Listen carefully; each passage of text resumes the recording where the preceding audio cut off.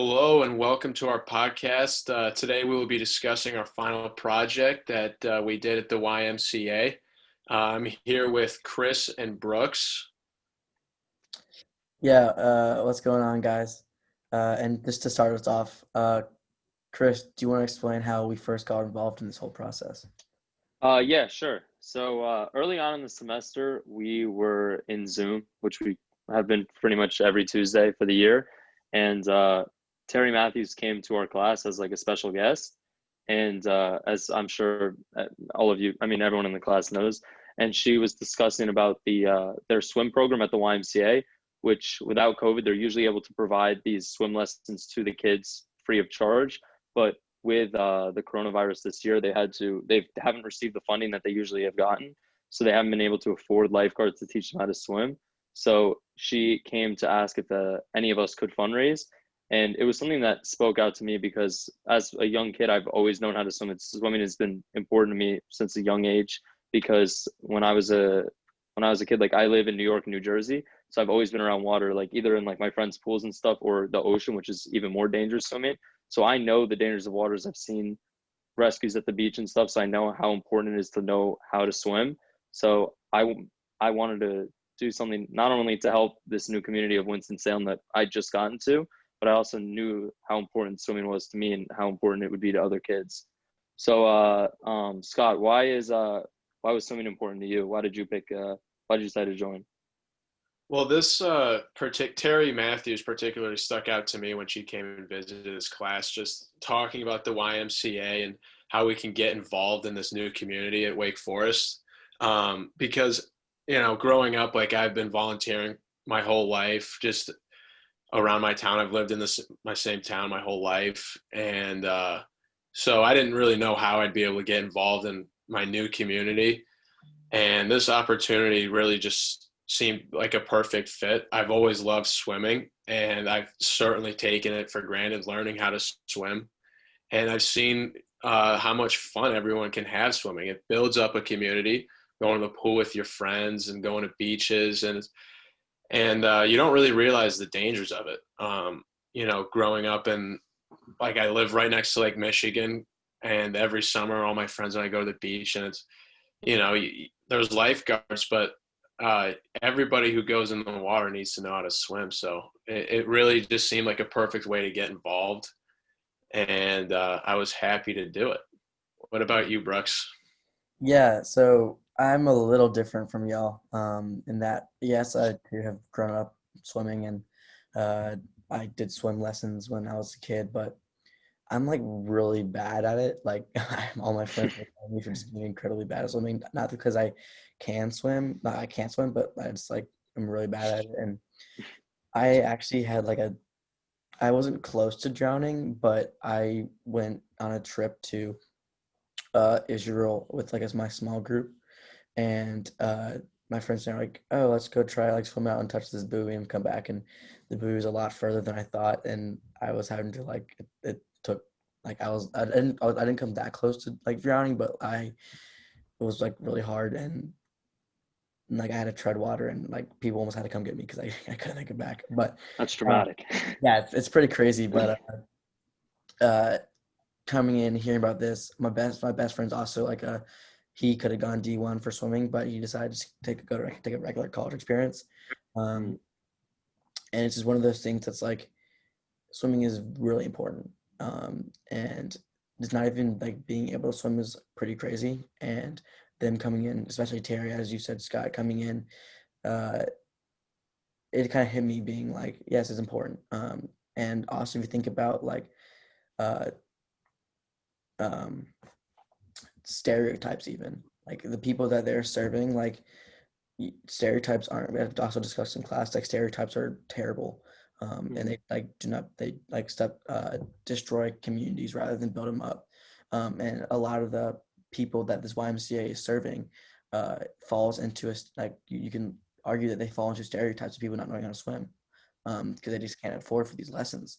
And hearing that they can't afford like hurt me, and I thought that was really cool, and this is a cool opportunity for us to like really step up our game and like help like play a role of like disbanding stereotypes. So I thought that was a kind of a cool thing as well. Mhm. So, Scott, do you want to talk about how your strategies in terms of fundraising and how you got yeah, just in terms of fundraising? Yeah, for sure. So I kind of took more of an approach to reach out to community at Wake, um, talking to my new friends about the organization and everything. And at first, it was a little awkward. The first couple of people I Mhm. talked to, because it was new friends that I had just met. And I was asking them like, "Can you Venmo me some money?" Like, it seemed a little sketchy at first, but everyone was super willing to help and just reaching out to as many people as possible. Whether it was close friends that I had just met or just talking to other people around campus, like if they were having a fundraiser for another organization, talking to them about their organization, and then starting a conversation about our organization, and just kind of bouncing ideas off of each other and working with each other on how we can raise as much money for each other as possible. So how about you guys? So my strategy was I reached out to like my family and all my cousins and stuff, and I made sort of like a like a 2 paragraph thing. Like the first paragraph, like discussing what it was, and then discussing why it was important. And I just kind of sent out like a mass email to all these people, and like gave them like a couple weeks to just like read it over, digest it. We included like the pamphlet about all like the statistics about water safety, and just sent that out to everyone and just waited for everyone to respond back if they wanted to send money or just wanted to get involved in any way possible. So I think that worked really well because I was able to approach so many people uh, in like such like a short period of time, because we only had a couple weeks to raise the money for these kids to learn how to swim. So that was my method. Brooks, what did you do? Yeah, so Chris and I, we sat down and we drafted that original email. And then we sent to Professor Bomberg and she drafted it up. Just maybe made a couple few changes, but then Hmm. I too sent it out to my family and friends. But I also did a lot of like individual talk. And as I mentioned earlier, my best friend is like he swam his entire life. Hmm. So I talked with his parents, and his parents helped out a good bit because they're also obviously really passionate um, about swimming. So it it was really cool because I feel like I've been put into a place where I'm able to like have a bunch of generous people. So, like I'm surrounded by a bunch of generous people. So um, asking for it, it was yes, it was like as Scott you mentioned, like, it was really awkward, Hmm. but people were really like quick and easy to like help give out a hand. Um, so I thought that was pretty cool. But you Hmm. two were actually able to go to YMCA Hmm. and see the program. Do you want to talk about what that was like? Yeah, for Yeah, sure. sure. Hmm. Chris, you want to start us off? Oh yeah, sure. I can start. So me and Scott were able to go. Brooks, we missed you on that trip, but we were able to go. And when we got there, Terry Matthews outside, we could immediately I could tell that this was like these were the people that I wanted to help. Like she was so welcoming. She was waiting outside for us. She'd already known Bomberg, and you could tell that they were already good friends. And when we walked inside, she just introduced us to like the main desk person and just like the staff there, and they were all just so happy to see us because they knew that we were able to help them when they needed it most. And so that was really great. Just the energy there was just really cool, and it was nice like meeting everyone there. And then Scott, if you want to continue. Yeah, for sure. The Hmm. energy was certainly there. That was definitely what I was going to hit. Yeah, Hmm. Mrs. walking up and seeing Mrs. Matthews just with a huge smile, and she wanted to give us all hugs and introduce us to everybody. And it really felt like we had made a difference just seeing um, the look on her face and how excited she was for Hmm. us and the kids especially. And walking around the building, you could certainly see that they needed all the help they could get and that they were super busy with all the different programs they had going. And it was awesome to hear about not only the program that we helped out, but all the other programs they offer, such as bringing kids in to help them with their e-learning while their parents are at work so they can stay on task. And then Ms. Matthews also highlighted many of the other programs that they have coming in the future and putting stuff into empty rooms, which was awesome. One of their other big programs that she talked about was they're gonna start. They're gonna turn one into the rooms into like a place where they can like make packaged meals for the community, and they're gonna have like these trucks bring out the food and bring it to the local community because a lot of people aren't able to come all the way to the YMCA to get the free food. So they figure the best way to do it, especially during times like this, is the safest way is to bring the food to the people that need it the most. So it was really cool seeing how they were going to transition rooms that they weren't using at the time into more beneficial places.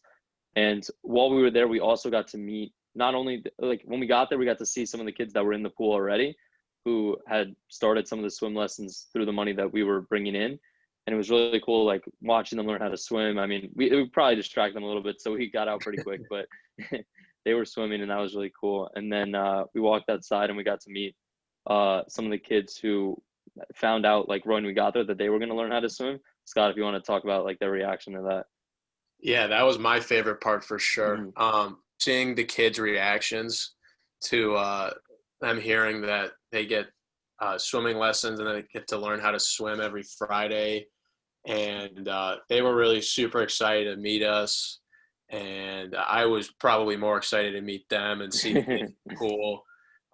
Just seeing where all of our hard work went was really awesome to see the outcome of that. Mm-hmm. Yeah, that is super, super cool. I'm to this day I'm really upset that I had to miss it. So to me, I believe that this was important for many reasons. I believe it's important to spread awareness on this issue of the diversity of swimming and how the injustices of kids learning how to swim is just really can be taken for granted many times. And it really can change people's lives and save lives even. Water safety certainly is important, but not only that, I think the YMCA as a whole really has a lot going for them, and they have a lot of fantastic organizations that anybody can get involved in. You can find something that you're super passionate about and help raise money for them. You can volunteer there, even of these strange times of COVID and everything. To see how they've adapted is really something special. Yeah, going back to the water safety for sure. I think it's a unique organization. And Chris, I know you have more statistics on the specifics of that. So yeah, the YMCA has like a pamphlet that kind of highlights the dangers of not knowing how to swim. And some of the most jarring statistics are that 3 kids die every day from drowning. Drowning is the second leading cause of death from kids ages 5 to 14. And 88% of kids who drown do so under adult supervision. So I think those are really important because those are really big numbers. I mean, especially for like such young kids and so many kids each day. But the one that stood out to me the most was that 88% of the people who drown are under adult supervision because a lot of times adults, it's generational, and if you don't know how to swim, you can't teach your kids how to swim. So if their kids are in the water, they can't go in and help them. So I think such a large percentage is a scary thought, and is something that is so preventable if you learn how to swim, because then you can not only save yourself, but you can save all of the anybody who's in the water around you, and that's a super beneficial skill to have. So Brooks, if you want to talk about anything else about the water importance. Yeah, both of y'all just hit the nail on the head. I just think that the one thing I would have to add throughout this whole experience in general is that something that really cool that I figured out was that going into this experience, I thought that I was serving them, like serving this community, serving the YMCA, serving these people, and I was put in this place to be able to do that. But hearing y'all stories and like listening in the outcoming, hearing Miss Matthews like email us back and so much gratitude. You realize that community and serving is a two-way track where yes we did the fundraising, yes we did all that stuff in terms of raising money for them and helping out them, but we also like get served back. And it's really heartwarming to see that reciprocal nature of service, and how, like, just as you serve them, they're serving you. So that's super cool. And just to wrap up, we just wanted to make sure that is not forgotten how thankful we are of the opportunity that us three specifically and everyone else who donated um, has given us. And so special thanks to everyone who donated, the YMCA, and especially Professor Von Berg for helping make this happen. Mm-hmm. Of course, thank you so much. It was a fantastic opportunity. I know we all learned so much from it. So thank you. Yes, of course. Thank you, everyone who donated. It was to a great cause, and the children really appreciate it. So, All right. Well, thank you all for coming on, and we'll see y'all later. See thanks ya. for having us.